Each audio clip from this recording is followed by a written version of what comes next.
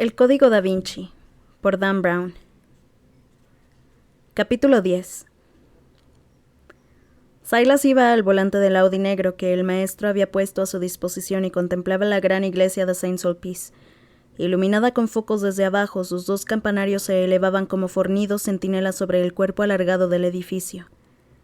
En ambos flancos sobresalía una hilera de contrafuertes que parecían los costillares de un hermoso animal. Así que los paganos usaban la casa de Dios para ocultar la clave. Una vez más, la hermandad había confirmado su legendaria habilidad para el engaño y la ocultación. Silas estaba impaciente por encontrarla y entregársela a el maestro, por recuperar así lo que tanto tiempo atrás la hermandad había arrebatado a los creyentes. ¿Cuánto poder obtendrá el Opus Dei?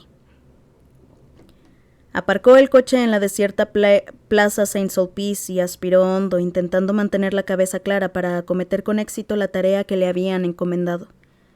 Su ancha espalda aún se resentía del castigo corporal al que se había sometido aquel mismo día, pero aquel dolor no era nada comparado con la angustia de su vida anterior. El Opus Dei había sido su salvación. Sin embargo, los recuerdos atenazaban su alma. «Líbrate del odio», se exigía a sí mismo.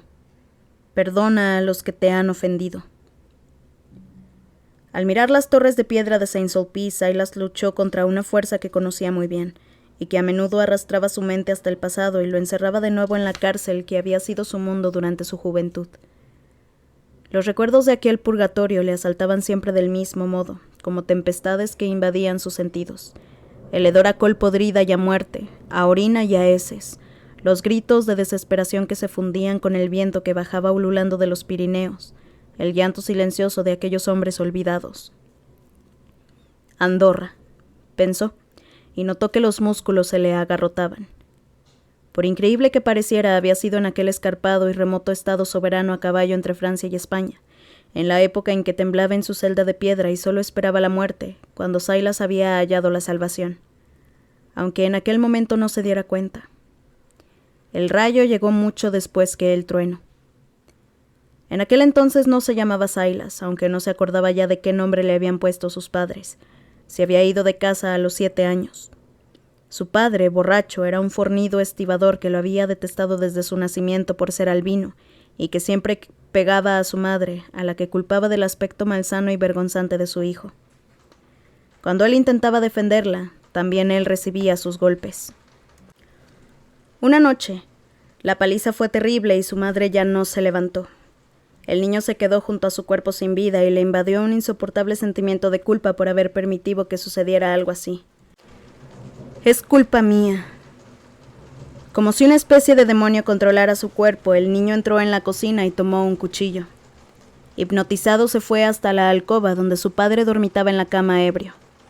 Sin meditar palabra, lo apuñaló por la espalda. Su padre gritó de dolor e intentó darse la vuelta, pero él volvió a clavarle aquel cuchillo una y otra vez hasta que la casa quedó en silencio.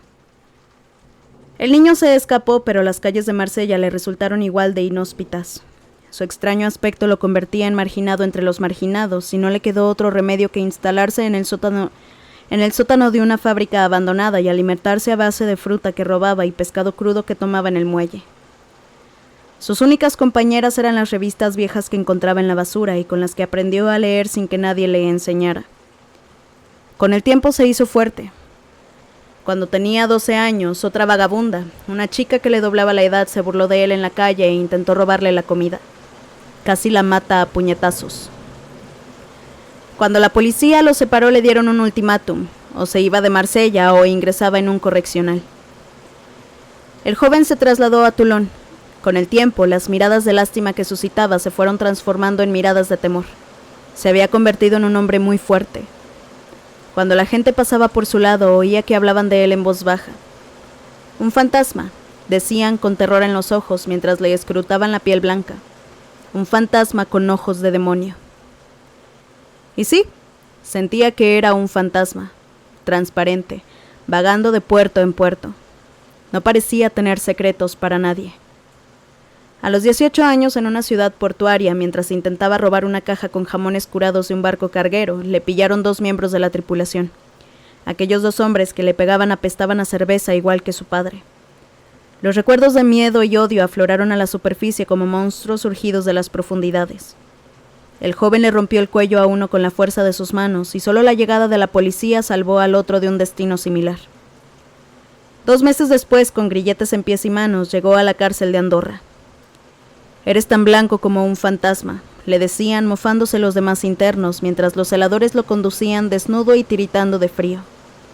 «Mira ese espectro, a lo mejor ese fantasma es capaz de atravesar las paredes». Durante 12 años su carne y su alma fueron marchitándose, hasta que supo que se había vuelto transparente. «Soy transparente, no peso nada. Soy un espectro pálido como un fantasma caminando en este mundo a solas». Una noche, el fantasma se despertó al oír los gritos de otros presos.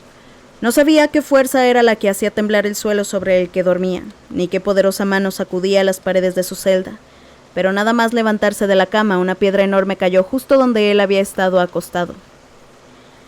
Al levantar la vista para ver de dónde se había desprendido, vio un hueco en la pared temblorosa, y a través de él una visión que no había visto en años. La luna.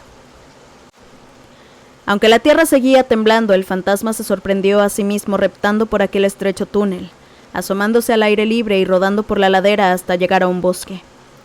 Corrió toda la noche siempre montaña abajo, hambriento y exhausto hasta el delirio.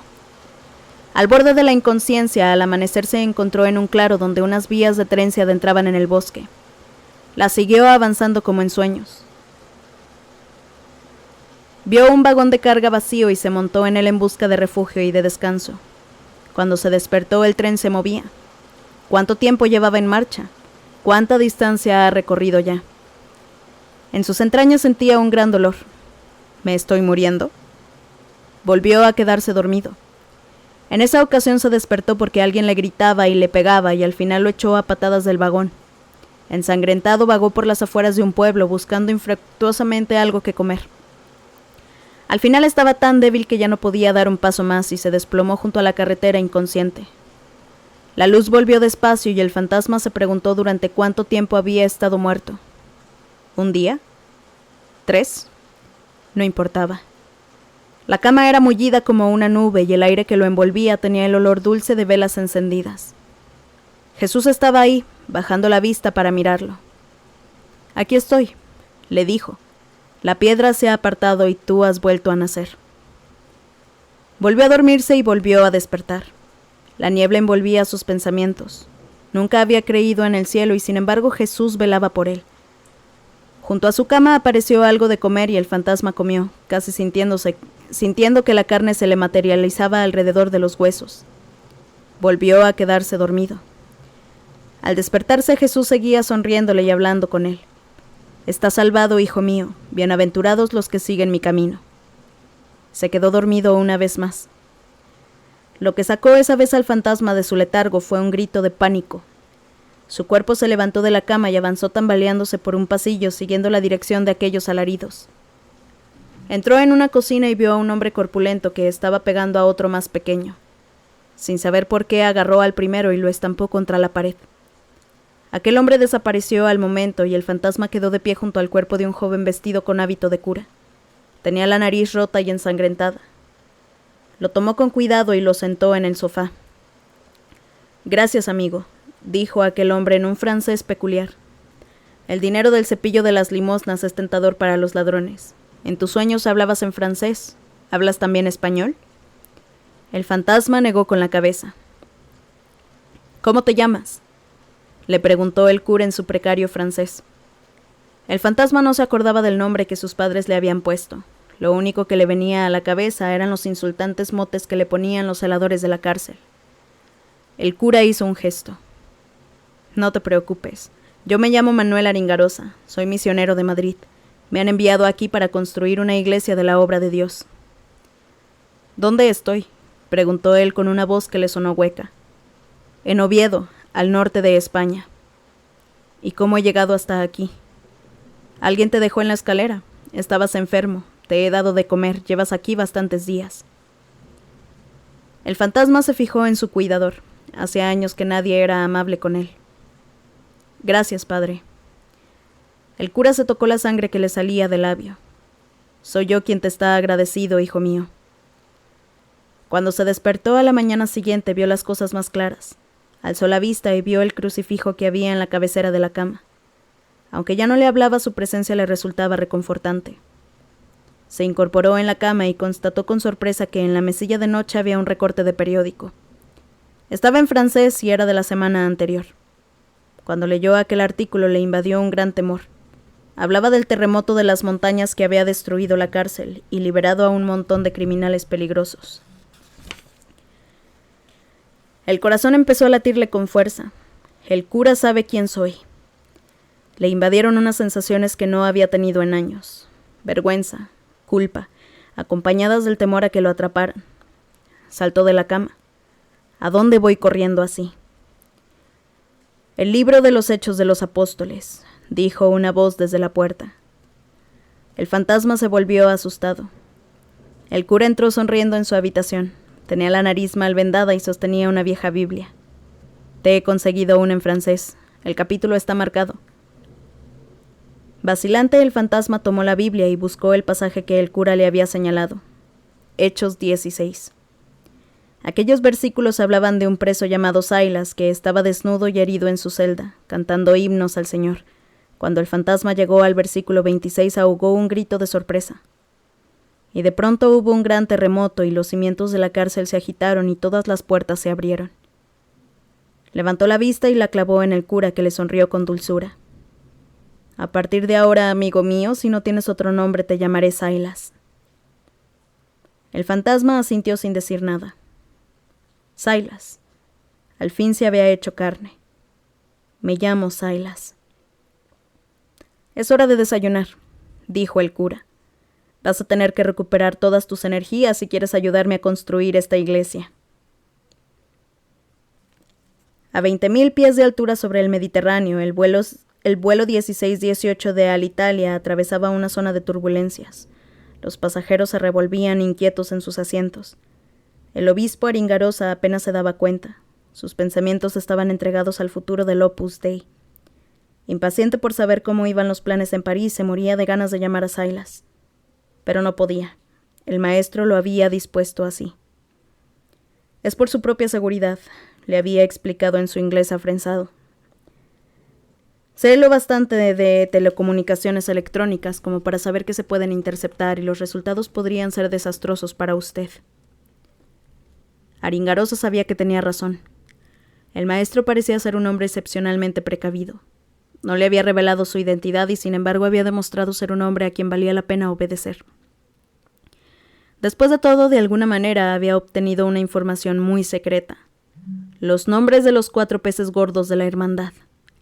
Aquel había sido uno de los golpes de efecto que habían convencido al obispo de que el maestro era realmente capaz de entregarles el premio que afirmaba podía desenterrar para ellos. Obispo, le había dicho el maestro, está todo preparado. Para que mi plan tenga éxito debe permitir que Silas solo se comunique conmigo durante unos días. No deben hablar entre ustedes. Yo me pondré en contacto con él a través de canales seguros.